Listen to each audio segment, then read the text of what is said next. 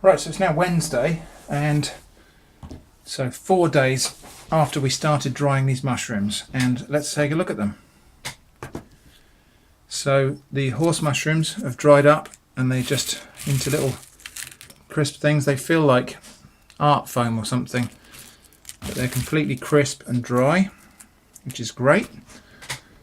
The chanterelles, again, look how small these have gone now. They've dried up into tiny little shreds of mushroom, but really intense smell and aroma. And likewise the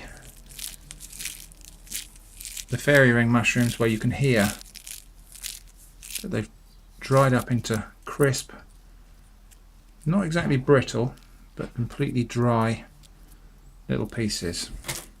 So all that's left to do now really is to transfer these into a jar. Now I've got this jar. This is a jar from Dow Egbert's instant coffee. So we're going to store them in there.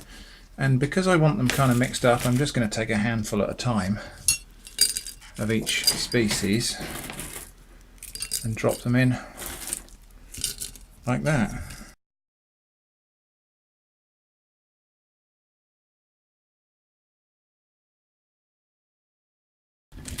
Some of these chanterelles have actually dried up to the point that they're small enough to fall through, well, into the gaps in this fine mesh.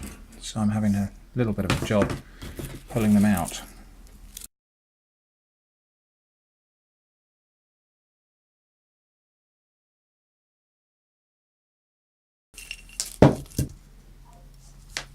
So there we go. That's my jar of mixed dried mushrooms. How about that? I reckon that quantity of dried mushrooms in the shops would have cost me probably £45 in price. Okay, so my dried mushrooms are ready for storage now. Now I've had dried mushrooms go mouldy in the jar before now because I didn't quite get all of the moisture out. So the kind of cool thing about this jar is it comes with this lid that's got this plastic seal on it.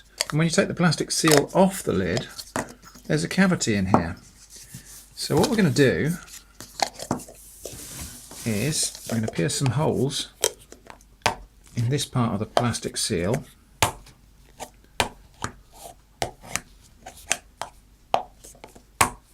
Like that, so that we can have airflow in between the top and bottom parts of the jar. That should probably do it. Like that. And then we're going to fill this part of the jar with little sachets of silica gel. And then that piece of plastic snaps back on and the jar pops back on top of the mushrooms. There we go. And any excess moisture that's inside that jar should be absorbed by my silica gel. So hopefully that will keep them nice and dry and preserve them well. Okay, so today we're going to do something with these dried mushrooms. Now, I only dried these last week, so it seems a bit weird maybe that we're going to use them straight away. But remember, the purpose of drying these mushrooms was twofold. One was long-term preservation, which we're not observing now. The other purpose was to increase the aroma. Dried mushrooms have a much more intense mushroom aroma than fresh, and that's what we're exploiting today. So I've got 1.5 pints of cold water here, and I'm just going to take a good generous handful of my dried mushrooms, I don't know, about like that, and into the cold water. Don't waste any of these little bits here. I think we'll maybe go for a little bit more actually. So about 1.5 handfuls of dried mushrooms. It doesn't need to be very precise. And then we're going to just make sure that those are in contact with the water. So we'll push them down into the water like that. And preparing this in the morning, we're going to cook with this in the evening. So this is going to go covered up like that, just so that nothing falls into it. And I'm actually going to put that in the fridge. Right, so after about 5 or 6 hours in the fridge, these mushrooms have really swelled up, and you can see that they've coloured that water and made a really aromatic mushroom stock. So all we're going to do now is just with my hands, I'm just going to squeeze them out a little bit and take them out into this bowl. We're not going to throw them away because obviously that's nice mushrooms still, but I'll just squeeze some of the water out of them so that they're not too soggy.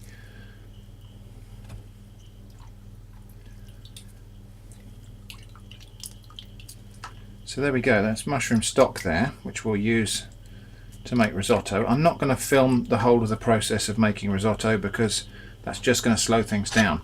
But so those are my rehydrated mushrooms, and they smell fantastic. And that's my mushroom stock, which also smells mushroomy, earthy, and fantastic. So the next time you see these, they're going to be in a prepared risotto.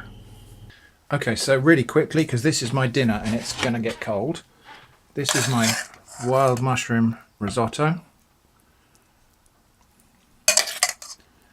So all we did there is we cooked the rice really slowly in the mushroom stock and added a little bit of stock at a time. And then I've just got some additional mushrooms there that I bought from the shop that have been fried in butter. I'm just going to finish that off with some pieces of prosciutto, just for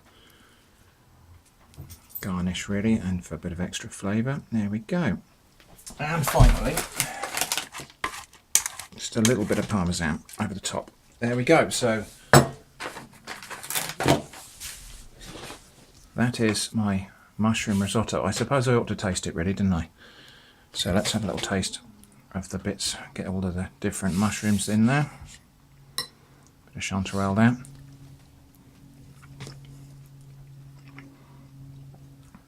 Wow, the mushroom flavour there, depth of mushroom flavour there, quite incredible. Thanks for watching. I hope to see you again soon.